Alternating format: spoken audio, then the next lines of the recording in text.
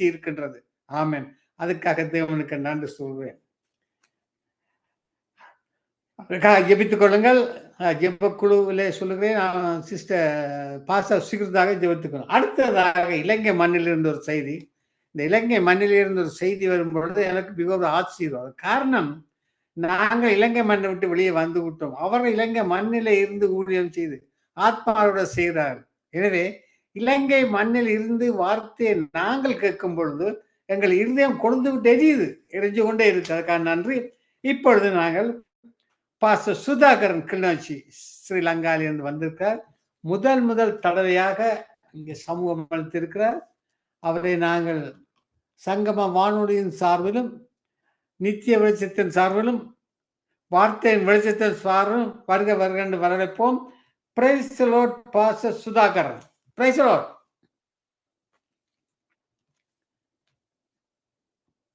Price the lord. Praise the lord pastor. Praise the lord. Praise the lord pastor. Amen. அனைவருக்கும் ஆண்டவராகிய உங்களை எனக்கு அறிமுகப்படுத்தியது சிஸ்டர் அருந்ததி. சிஸ்டர் அருந்ததி தான் சுகுமாரியம் இன்ட்ரோடியூஸ் பண்ண. இன்றைய நாளில் பாஸ்டர் உங்களுடைய ஊழியர்களை பற்றி சில வார்த்தைகள், எங்கே இருந்து பேசுகிறீர்கள், உங்களுடைய ஊழியம் என்ன என்பதை, காரணம் அநேக மக்கள் கேட்டுக்கொண்டிருக்கிறார்கள், பார்த்து கொண்டிருக்கிறார்கள். உங்களை பற்றி சில வார்த்தையை சொல்லிவிட்டு வார்த்தையை தொடருங்கள். கர்த்தர் உங்களோடு இருக்கிறார். கர்த்தர் ஆசீர்வதிப்பாராக. ஆமென். உங்களை ஒப்புக் கொடுக்க படத்தை எடுத்த பாஸ்டர் வழி நடத்துங்க. ஆமென். நல்லது. ஆண்டவராகிய இயேசு கிறிஸ்துவின் நாமத்தினாலே சங்கமம் வானொலிக்கும் என்னுடைய அன்பின் வாழ்த்துக்களையும் நன்றிகளையும் நான் தெரிவித்துக் கொள்கிறேன். நான் பாஸ்டர் சுதாகரன், இலங்கையிலே கிளிநொச்சி மாவட்டத்துல ஆண்டுடைய ஊழியத்தை செய்து வருகிறேன். என்னுடைய திருச்சபையினுடைய பெயர் இறை ரட்சனை திருச்சபை. 2010 வருடம் டிசம்பர் மாதம் 26ஆம் தேதி இந்த ஊழியத்தை ஆரம்பிக்க ஆண்டவர் எனக்கு உதவி செய்தார். யுத்தத்துக்கு முன்பதான நாட்களிலே இந்த கிளிநொச்சி மாவட்டத்துல மிகப்பெரியதான பாடுகளையும் வேதனைகளையும் அனுபவித்துக் கொண்டு அதன் பின்பதாக 2010 வருஷம் ஆண்டுடைய அழைப்பின் பேரில சுவிசேஷத்தை அதிகமாய் பிரசங்கிக்க வேண்டும் என்று கிளிநொச்சி மாவட்டத்துக்குள்ள நான் மறுபடியும் வருகை தர வேண்டியது இருந்தது. ஏனென்றால் என்னுடைய சொந்த இடம் வவுனியா. நான் யுத்தத்துக்கு முன்பதாக நான் வாலிபனாக தனி மனிதனாய் இருக்கின்ற பொழுது கிளிநொச்சி மாவட்டத்துக்குள்ளே நான் வந்து ஏராளமான சுவிசேஷங்களை அறிவித்துக் கொண்டிருந்தேன். அதன் பின்பதாக யுத்தம் ஆரம்பிக்கப்பட்ட பொழுது நான் தேவனுடைய மகா பெரிய கிருபையினாலே நான் கிளிநொச்சி மாவட்டத்தை விட்டு வெளியேறினேன். அதன் பின்பதாக மறுபடியும் ஆண்டவருடைய அழைப்பின் பேரிலும் ஏராளமான மக்களுடைய மரணத்தை கண்டதின் பேரிலும் எப்படியாகிலும் கிளிநொச்சி மாவட்டத்திற்கு சுவிசேஷம் அதிகமாய் தேவை என்று பாரப்பட்டது நிமித்தமாகவும் ஆண்டவர் என்னோடு பல தடவைகள் பேச ஆரம்பித்தார், சுவிசேஷத்தை பிரசங்கிக்கும்படியாக. எனவே நான் திருமணம் முடித்து குறுகிய காலம் இருந்தபோது, திருமணம் முடித்து ஒரு 6 மாத காலத்துல நான் இந்த அழைப்பை பெற்றேன். அதன் பின்பதாக நான் இந்த கிளிநொச்சி மாவட்டத்துக்குள்ளே மறுபடியும் போக வேண்டுமா, இவ்வளவு பெரிய துன்பங்களை அனுபவித்தோமே என்று சொல்லி நான் ஆண்டவரிடத்திலே கேட்டுக்கொண்டே இருக்கிற பொழுது 2010 வருஷத்துல ஆண்டவர் என்னை அதிகமாய் உந்தி தள்ளினார் கிளிநொச்சி மாவட்டத்துக்குள்ளே போகும்படியாக. நான் என்னுடைய மனைவியையும் என்னுடைய 7 மாத குழந்தையையும் அழைத்து கொண்டு கிளிநொச்சி மாவட்டத்துக்குள்ளே நான் வந்தேன். கிளிநொச்சி மாவட்டத்துல எங்களுக்கு என்று ஒரு சொந்த இடம் இல்லை. நான் ஊழியம் செய்வதற்கென்று எந்த பகுதியில ஊழியம் செய்வது, எந்த பகுதியில இருப்பது என்றும் தெரியாத ஒரு சூழ்நிலை இருந்தது. அப்பொழுது நான் என்னுடைய மனைவின் உறவினருடைய ஒருவருடைய வீட்டிலே நான் வந்து இருந்து, அந்த வீடு மிகவும் உடைந்த வீடு, யுத்தத்தினால் பாதிக்கப்பட்ட வீடுகளா இருந்தபடினாலே அந்த நாட்களிலே மிகவும் உடைந்த வீடு. அந்த வீட்டினுடைய ஒரு அறை மாத்திரம் கொஞ்சம் ஒழுகாமல் இருக்கும். அந்த அறையிலே நாங்கள் இருந்தோம். இப்பொழுது இந்த அழைப்பை ஏற்று வந்தபடினாலே நான் வளர்ந்த திருச்சபையும் என்னை கைவிட்டது. ஏனென்றால் நான் திருச்சபையை விட்டு தூர இடத்துக்கு போகின்றபடினாலே என்று சொல்லி என்னை வளர்த்த திருச்சபையும் நான் வளர்ந்த திருச்சபையும் என்னை கைவிட்டது. ஒரு தனி மனிதனாக தேவனை மாத்திரம் நம்பி கிளிநொச்சி மாவட்டத்துக்குள்ளே நான் வந்து ஆண்டுடைய சுவிசேஷ ஊழியங்களை செய்ய வேண்டும் என்று நான் அதிகமாய் பிரயாசப்பட்டு செய்து கொண்டிருக்கின்ற பொழுது டிசம்பர் மாதம் 2010 டிசம்பர் மாதம் 26 காலை 4 மணிக்கு நான் ஜெபித்துக் கொண்டிருக்கிற பொழுது ஆண்டு சொன்னார், நீ இந்த இடத்திலேயே இருந்து ஜெபம் செய், ஆராதனை செய் என்கிறதான ஒரு சத்தம் என்னுடைய காதிலே கேட்ட பொழுது நான் சபை ஸ்தாபிப்பதற்கு வரவில்லை. எனவே ஆராதனை செய் என்று சொல்லி ஆண்டு சொன்ன பொழுது நான் அன்று ஞாயிற்றுக்கிழமை, அதற்கு முந்தின நாள் 25 டிசம்பர் கிறிஸ்துமஸ் தினம், அது சனிக்கிழமையா இருந்தது. நான் ஒரு வேறு சபைக்கு சென்று ஒரு சின்ன செய்தியையும் பகிர்ந்து கொண்டு இன்றும் அந்த சபைக்கே நாம் செல்லலாம் என்று சொல்லி முதல் நாள் நான் சொல்லிவிட்டு நான் படுத்துறங்கி அடுத்த நாள் ஞாயிற்றுக்கிழமை காலை 4 மணிக்கு எழுப்பி ஜெபித்துக் கொண்டிருக்கிற பொழுதுதான் ஆண்டவர் இவ்வாறு என்னோடு கூட பேசினார். அதன் பின்பதாக நான் என்னுடைய மனைவிக்கு சொன்னேன், நாங்கள் இருவரும் சேர்ந்து இன்றைய ஞாயிற்றுக்கிழமை ஆராதனையை செய்வோம்.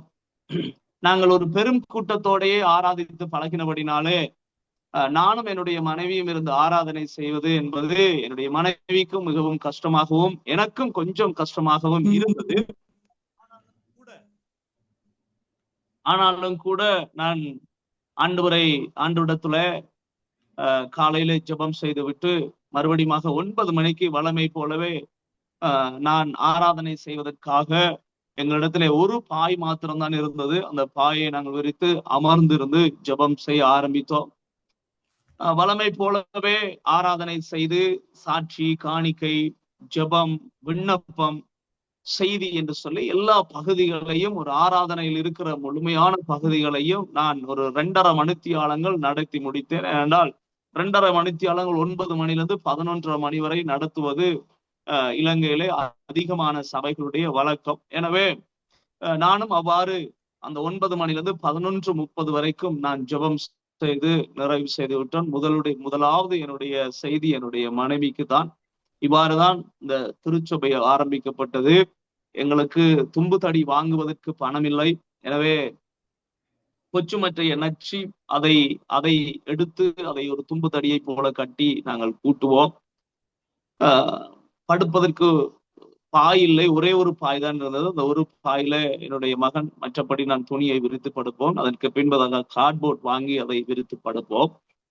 மழை நேரங்களிலே, மழை காலங்களிலே மிகவும் சிரமமாக இருக்கும். இவ்வாறு பலவிதமான நெருக்கங்களை கடந்து இந்த ஊழியங்கள் வருகிற பொழுது எங்கள் வீட்டுக்கு அயலில் இருக்கிறதான ஒரு வீட்டுக்காரர், அவர் என்னுடைய மகனுக்கு அவர்கள் முட்டை கொடுப்பார்கள்.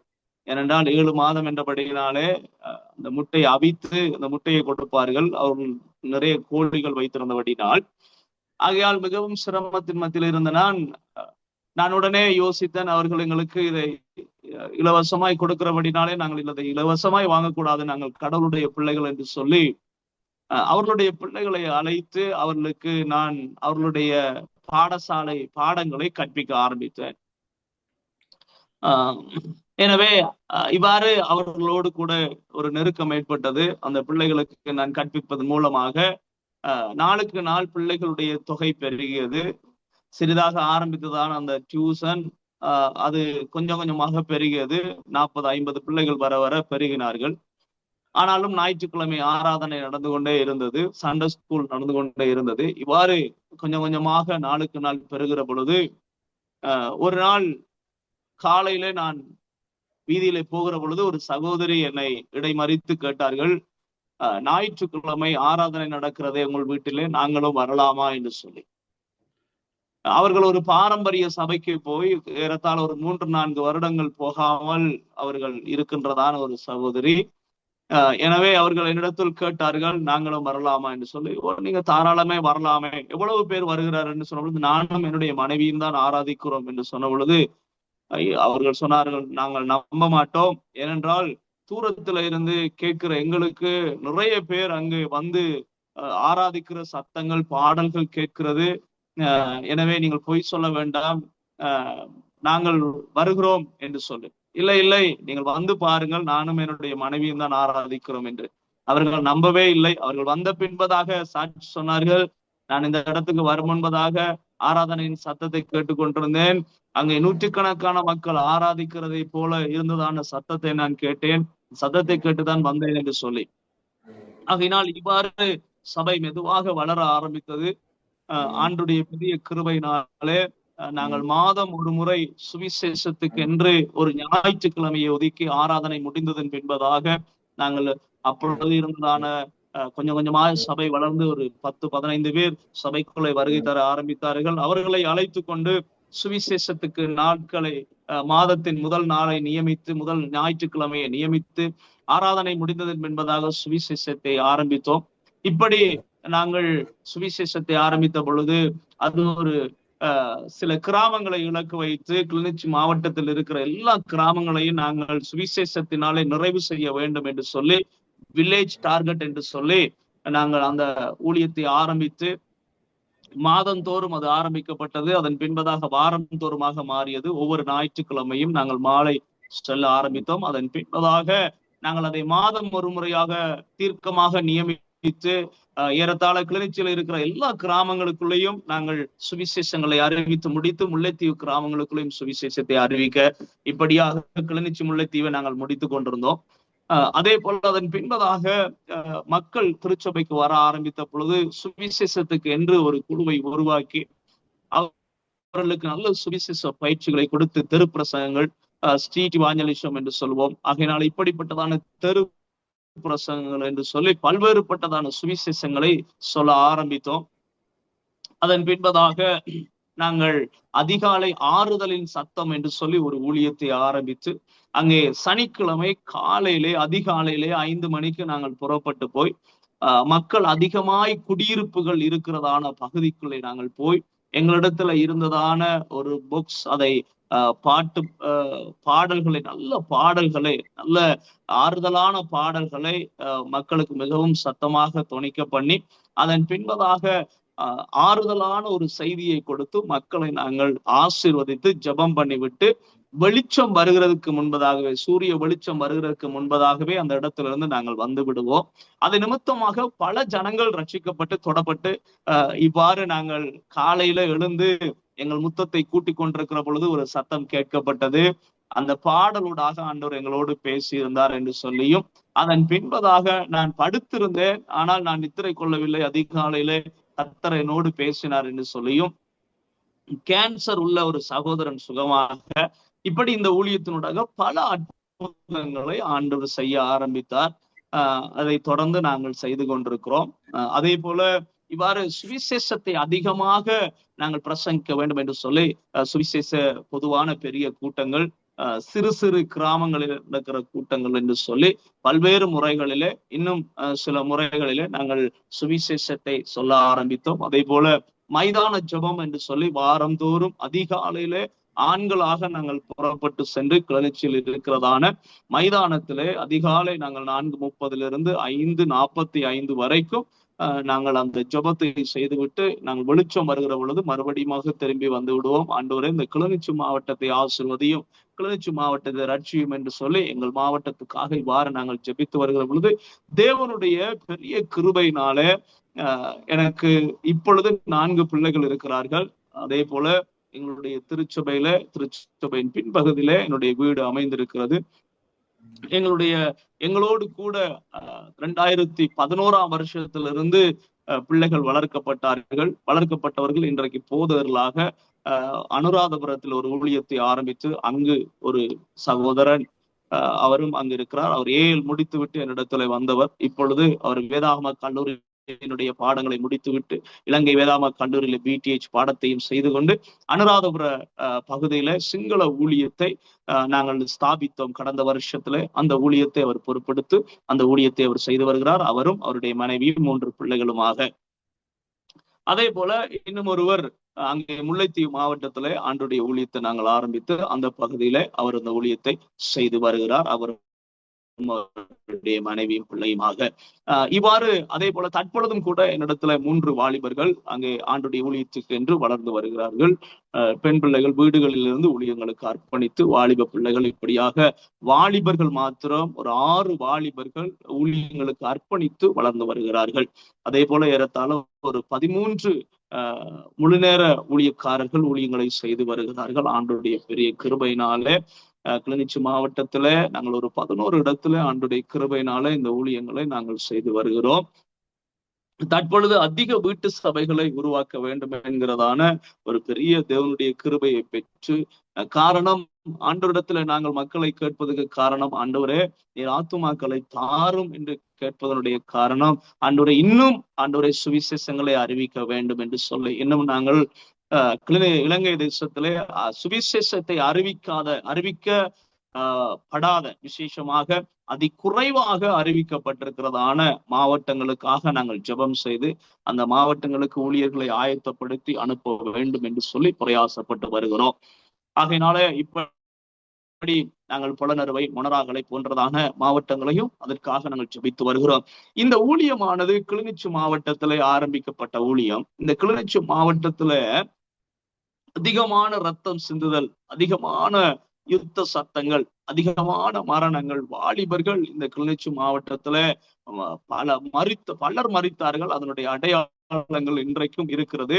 துயிலும் இல்லங்களாக இந்த துயிலும் இல்லங்கள் எல்லாம் பார்க்கிற பொழுது நான் ஒன்றைதான் ஆண்டவரிடத்துல கேட்பேன், ஆண்டவரே ஆயுதங்களை ஏந்தி மரித்து போன இவ்வளவு வாலிபர்கள் இருக்கிற பொழுது ஆண்டவருக்காக எழும்புகிறதான ஒரு சேனை கிளிநொச்சி மாவட்டத்திலிருந்து எழும்ப வேண்டும் என்று கதறினதான நாட்கள் பல உண்டு.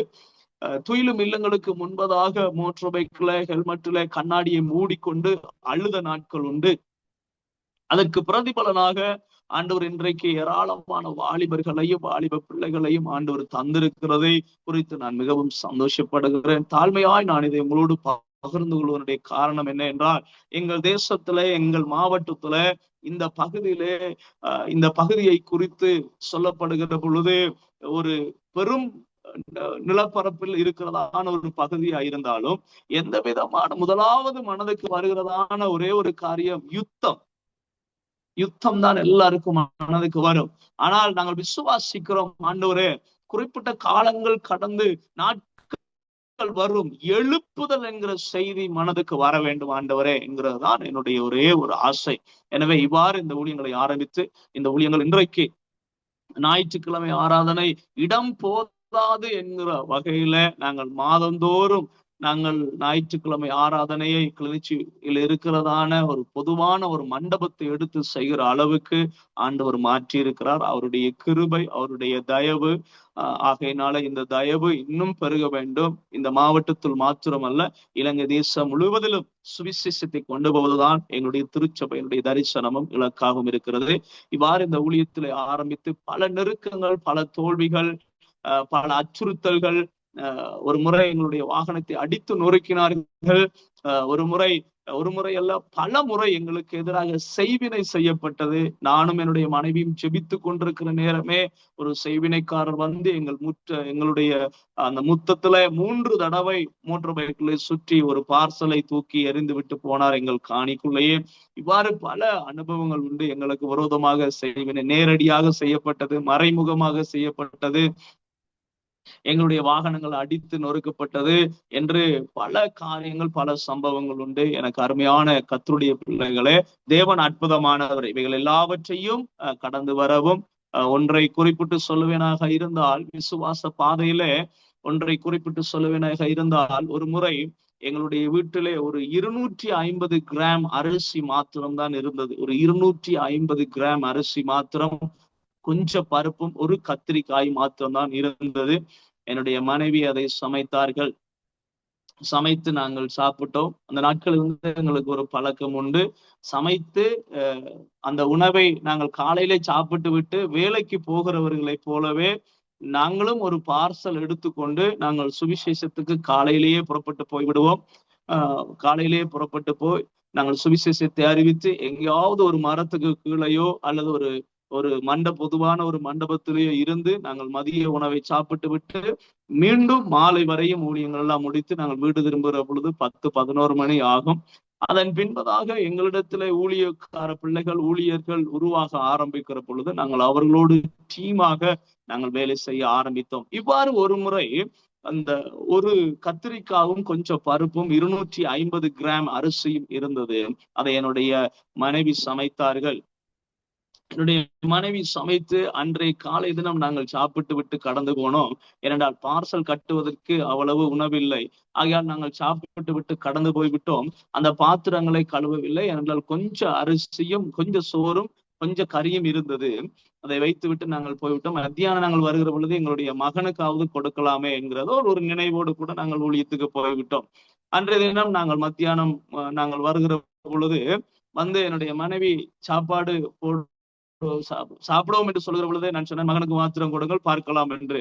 ஆனால் பாருங்கப்பா, நாங்கள் எல்லாரும் சாப்பிடலாம் என்று சொல்லி என்னுடைய மனைவி எங்களுக்கு கொடுத்தார்கள். இதை தொடர்ந்து அருமையானவர்களே, நான் கொஞ்சம் சுருக்கமாய் போகிறேன். அதை தொடர்ந்து 7 தடவைகள், அதாவது அன்று காலை சாப்பிட்டோம், மதியம் சாப்பிட்டோம், அன்று இரவு சாப்பிட்டோம், அடுத்த நாள் காலை சாப்பிட்டோம், மதியம் சாப்பிட்டோம், இரவு சாப்பிட்டோம், அடுத்த நாள் காலை சாப்பிட்டோம், அடுத்த நாள் மதியம் சாப்பிட போகிறோம். எங்களுக்கு 100 ரூபாய் பணம் காணிக்கை வந்திருந்தது. நாங்கள் ஒரு ஊழியத்துக்கு போற பொழுது 100 ரூபாய் கொடுத்திருந்தார்கள். நாங்கள் அந்த 100 ரூபாயை நாங்கள் வாங்கி கொண்டு வருகிற பொழுது மாலை 3 மணி ஆகிவிட்டது. எனவே நாங்கள் வீட்டுக்கு பொழுது பசியோடு வந்தோம். எனவே நாங்கள் பொருள் எதுவும் வாங்கவில்லை. எனவே பசியோடு நாங்கள் வந்த பொழுது நாங்கள் சாப்பிட்டோம். 7 தடவைகள் நாங்கள் சாப்பிட்டோம். உண்மையாய் நீங்கள் பரலோகத்தில் இருந்து மன்னாவை அனுப்பி தேவன் இஸ்ரவேல் ஜனங்களை போஷித்தார் என்று நம்புவீர்களாக இருந்தால் அந்த அற்புதம் என் வீட்டுக்குள் நடந்தது என்பதை நான் உறுதியாக உங்களோடு கூட பகிர்ந்து கொள்ள விரும்புகிறேன். மோட்டார் பைக்குள்ளே பெட்ரோல் இல்லாமல் 124 கிலோமீட்டர்கள் பெட்ரோல் இல்லாமல் நான் ஓடி இருக்கிறேன். என்னிடத்திலே பணம் இல்லை. நான் ஆண்டவரிடத்திலே சொன்னேன், ஆண்டவரே என்னிடத்தில் பணம் இல்லை, பணம் வந்த உடனே நான் பெட்ரோல் அடிக்கிறேன். ஆனால் நான் கால் ஊன்றுகிறதான இடம் அது ஒரு பெட்ரோல் செட்டாக இருக்க வேண்டும் என்று நான் ஜெபம் பண்ணி விட்டு கடந்து சென்றேன். உண்மையாக 124 கிலோமீட்டர்கள் நான் ஓடி, எனக்கு அந்த நாட்களிலே ஒரு சிறிய காணிக்கை கிடைத்த பொழுது, அந்த காணிக்கை கிடைத்து பின்பதாக நான் மோட்டார் பைக்ல போய் நிறுத்துகிற பொழுது நான் உண்மையா இந்த சம்பவத்தை தெளிவாய் சொல்லுவனாக இருந்தால், அந்த பெட்ரோல் செட்டுக்கு முன்பதாக ஒரு 300 மீட்டருக்கு முன்பதாக பைக்கினுடைய இன்ஜின் ஆஃப் ஆயிற்று. ஏனென்றால் பெட்ரோல் இல்லை, ஆஃப் ஆயிற்று. நான் பைக்கை நியூட்ரல் பண்ணிட்டு நான் பேசாமல் அமைதியா பைக்ல இருந்து கொண்டே இருந்தேன். மெதுவாக பைக் உருண்டு கொண்டே போய் அந்த பெட்ரோல் செட்டுடைய அந்த வளாகத்திலே என்னுடைய கால் ஊன்றியது. இதுதான் ஒரு பயங்கரமான அற்புதம். என்னால் நினைத்து கூட பார்க்க முடியாது. இப்பொழுது நான் அதை தெளிவாக என்னுடைய டைரிகளிலே எழுதி நான் நினைவு கூறுகிறேன். அன்றைக்கு கிரியை செய்த ஆண்டவர் இன்றைக்கும் கிரியை செய்கிறார் என்பது நான் உயிருள்ள சாட்சி என்பதை உங்களோடு நான் பகிர்ந்து கொள்கிறேன். ஆண்டவர் உங்களை ஆசீர்வதிப்பாராக. இப்படியாக ஆண்டவர் நடத்தி வந்த பாதைகள் பல உண்டு. நான் உங்களோடு பகிர்ந்து கொள்கிறதான ஒரு சின்ன செய்தி உண்டு. அதை நான் உங்களோடு வேகமாய் பகிர்ந்து கொள்ள விரும்புகிறேன். அங்கே மாற்குவின் புஸ்தகத்துல 10வது அதிகாரத்திலே ஒரு நபர் இருக்கிறார். அந்த நபருடைய பெயர் பத்திமேயு. அவன் குருடனாய் பிறந்தான். அவனுடைய வாழ்க்கை ஒன்றுமே இல்லை. அவனுடைய வாழ்க்கையில அவன் பிச்சை எடுத்துதான் வாழ வேண்டும் என்கிறதான நிலை இருந்தது. பிச்சை எடுத்துதான் வாழ வேண்டும், மற்றவர்களிடத்திலே கையேந்திதான் வாழ வேண்டும் என்கிறதான நிலை இருந்தது. அவனுடைய செவிகள் பலருடைய சத்தத்தை கேட்டிருக்கிறது. அவனுடைய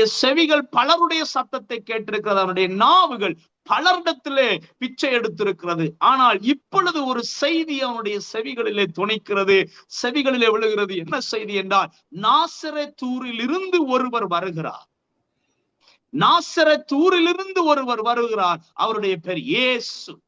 இயேசு என்கிறதான அந்த பெயர் பலருக்கு உண்டு, அந்த நாட்களிலே பலருக்கு உண்டு.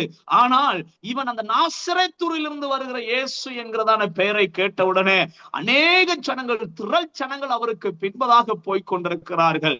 பலர் போய்கொண்டிருக்கிறார்கள். இவன் அந்த பெயரை கேட்டவுடனே இவன் கூப்பிடுகிறான். தாவீதின் குமாரனே எனக்கு இறங்கும் என்று சத்தமாய் கூப்பிட்டான். நான் உங்களை பார்த்து சொல்லுகிறேன், என் அன்பு தேவ பிள்ளைகளே, கடவுளை அறியாமல், ஒருவேளை கடவுள் தெரியாமல் யார் கடவுள் என்று நீங்கள் தேடிக்கொண்டிருப்பீர்களா இருந்தால், இப்பொழுது நான் உங்களை பார்த்து சொல்லுகிறேன், கூப்பிடுவதற்கு மட்டும் நீங்கள் ஆயத்தமாகுங்கள். அவர் உங்கள் சத்தத்தை கேட்க தன் செவிகளை சாய்க்க ஆயத்தமாயிருக்கிறார். அந்த கடவுள் வானத்தையும் பூமியையும் சமுத்திரங்களை படைத்த தெய்வம் உங்கள் சத்தங்களை கேட்க அவர் ஆயத்தமா இருக்கிறார். எனக்கு அருமையான இந்த கடவுளுடைய பிள்ளைகளே, கர்த்தருடைய பிள்ளைகளே, இங்கு இதோ இந்த பத்திமை என்று சொல்லப்படுகிறதான பிறவி குருடன், பிறவியாய் பார்வையற்ற ஒருவன் அங்கே இயேசு கிறிஸ்து போகிறார் என்று கேள்விப்பட்ட உடனே அவன் கூப்பிடுகிறார், இயேசுவே, தாவீதின் குமாரனே எனக்கு இறங்கும் என்று கூப்பிட்ட பொழுது பலர் அவனை அதட்டினார்கள். இந்த உலகம் நம்மை பிடித்து அமிழ்த்தலாம், நீ ஊழியம் செய்யக்கூடாது, நீ இதை கூப்பிடக்கூடாது. எனக்கு பல அனுபவங்கள் உண்டு. பல போதகர்கள் கூட நீ செய்யக்கூடாது என்று சொன்னவர்கள் உண்டு. இராணுவம் சொன்னதுண்டு, போலீஸ் அதிகாரிகள் சொன்னதுண்டு, கிளிநொச்சியில இருக்கிறதான பல பிரதேச சபைகள் சொன்னதுண்டு, பல மக்கள் சொன்னதுண்டு, வைத்தியசாலை சொன்னதுண்டு. ஆனால் தேவன் எல்லாவற்றையும் கடந்து கிரியை செய்கிறவராயிருக்கிறார். எனக்கு அருமையான கர்த்தருடைய பிள்ளைகளே, இந்த பத்திமேயு என்று சொல்லப்படுகிற மனிதன் பலர் தன்னை அதட்டின பொழுதும், கூப்பிட வேண்டாம் என்று சொன்ன பொழுதும், தனக்கு தெரியும், அவனுக்கு தெரியும், நான் கூப்பிடுகிறவர் யார் என்று சொல்லி அவன் கூப்பிட்டான், தாவீதின் குமாரனே எனக்கு இறங்கும், தாவீதின் குமாரனே எனக்கு இறங்கும். நான் உங்களை பார்த்து சொல்கிறேன், நீங்கள் உண்மையாக வாஞ்சையோடு, ஆர்வத்தோடு, தாகத்தோடு, முழு இருதயத்தோடு நீங்கள் கூப்பிடுவீர்களாக இருந்தால், பல்லாயிரக்கணக்கான சத்தங்களை கடந்து உங்கள் சத்தம் இயேசு கிறிஸ்துவனுடைய செவிகளிலே விழும். பத்திமையுடைய சத்தம் இயேசு கிறிஸ்துடைய செவிகளிலே விழுந்தது. இயேசு கிறிஸ்து அவனுடைய சத்தத்தை கேட்டார். இயேசு கிறிஸ்துடைய பிரயாணத்தை அவனுடைய சத்தம் நிறுத்தியது. அவர் நின்று திரும்பி பார்த்து தன்னுடைய சீடர்களை பார்த்து, அவனை அழைத்து வாருங்கள், அவனை அழைத்து வாருங்கள். அவன் அருகில வந்த பொழுது, உனக்கு என்ன வேண்டும் என்று கேட்டார். எனக்கு சுகம் வேண்டும் ஆண்டவரே. அவன் வருகிற பொழுது அருமையான வஸ்திரங்களை, மேல் வஸ்திரங்களை தூக்கி வீசிவிட்டு வந்து, இனி எனக்கு தேவையில்லை, என்னை அவர் அழைத்து விட்டார், என்னை அவர் கூப்பிட்டு விட்டார். நான் உங்களை பார்த்து சொல்கிறேன், கர்த்தரை மாத்திரம் நம்புங்கள், கர்த்தரை மாத்திரம் நம்புங்கள், கர்த்தரை நோக்கி கூப்பிடுங்கள், அவரை நம்புங்கள், நிச்சயமாய் உங்களுக்கு பதில் தருவார். இந்த மனிதனுக்கு பதில் கொடுத்தார். வியாதியின் கொடூரமா, மரணத்தின் பிடியில் இருக்கிறீர்களா? பயங்கரமான சூழ்நிலை, செய்வினை, சூனியம், மந்திரவாதத்தினால் பிடிபட்டிருக்கிறேன், என்னுடைய பிள்ளைகள் பிடிபட்டிருக்கிறார்கள், என் மனைவிக்கு பிரச்சனை, என்னுடைய வியாபாரத்துக்கு பிரச்சனை, என் போராட்டம், நெருக்கம் அதிகமா இருக்கிறது, செய்வினை, சூனியம், மந்திரவாதம் என்று சொல்லி ஏராளமானவைகள் உங்களை அழுத்தி கொண்டிருக்கலாம். தேவையற்ற சத்தங்கள் உங்கள் காதுகளிலே நடு சாமங்களிலே கேட்கலாம், இரவு நேரங்களிலே கேட்கலாம், அவைகள் உங்களை பயப்படுத்தலாம். ஆனால் நான் உங்களை பார்த்து சொல்கிறேன், இயேசுவே என்று நீங்கள் கூப்பிடுங்கள், அந்த சத்தம் அவர் செவிகளிலே விழும்.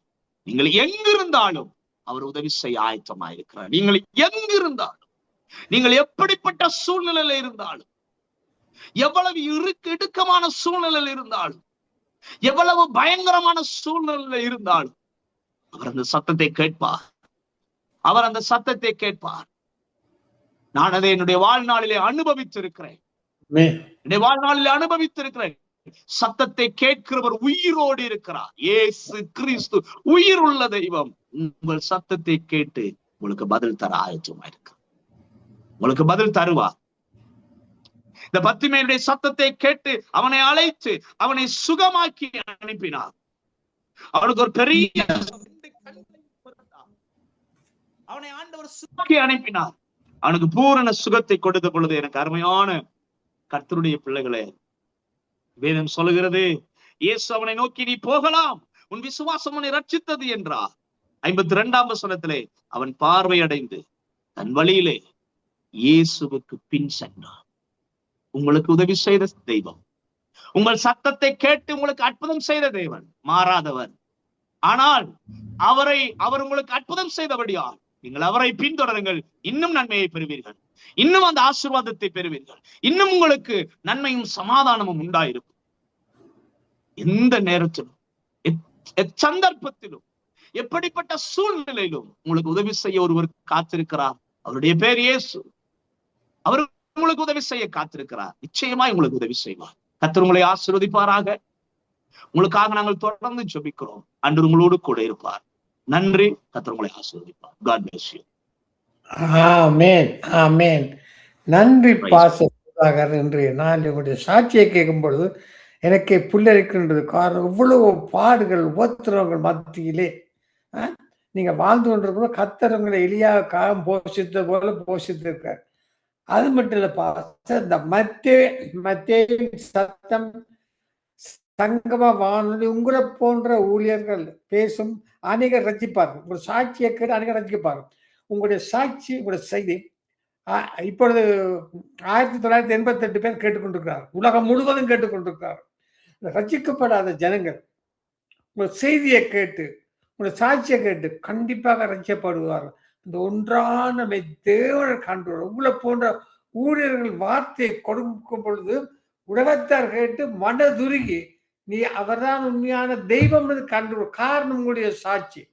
உங்களுடைய சாட்சி ஒரு அருமையான சாட்சி. உங்களுடைய சாட்சி இந்த மறு உழைப்படைய எல்லா தேசங்களும் அனுப்பப்படும். இந்த சாட்சியை கேட்டு ஒரு சாட்சியோடு அனைவரும் ரசிக்கப்படுவார்கள். நாங்கள் எத்தனை பேர் ரசிக்கப்படுவார் என்பதை உங்களுக்கு அறிவிப்போம். உண்மையை மிகவும் மிகவும் ஆசீர்வாதமாக இருந்த ஆசீர்வாதமாக இருந்த எங்களுக்கு கேட்டவர்களும் ஆசீர்வாதமாக இருந்தது. அநேகர் கேட்டுக்கொண்டிருக்கிறார்கள். அவர் சாட்சி சொன்னால் எனக்கு நேரம் காணாது. இதை அநேக பேர் கேட்டுக்கொண்டிருக்கிறார்கள். இந்த கனடா முழுக்க கேட்டுக்கொண்டிருக்கிறார்கள். இப்பொழுது உண்மையிலே இப்ப 210 நாடுகளிலே 1988 பேர் கேட்டுக்கொண்டிருக்கிறார்கள். நீங்க நினைக்கலாம், என்னென்று 1980 பேர் கேட்கிறார்கள் என்று. கேட்டுக்கொண்டிருக்கிறார்கள். 16 ஒளிபரப்பு வீடியோ எல்லாம் கேட்டுக்கொண்டிருக்கிறார்கள். மறு ஒளிபரப்பு போகும்பொழுது அநேகர் கேட்பார்கள். நாங்களோட செய்தியை எத்தனை பேர் கேட்பார்கள் என்பதை தலையத்திலிருந்து உங்களுக்கு அனுப்பி வைப்பார். கர்த்தர் உங்களையும் உங்கள் ஊழியங்களையும் கைட்டு சகல காரியங்களையும் தேவன் அபரிவிதமாக ஆசீர்வதிப்பாராக. ஆமென், ஆமென், ஆமென். நன்றி பாஸ்டர். நன்றி. தேங்க்யூ.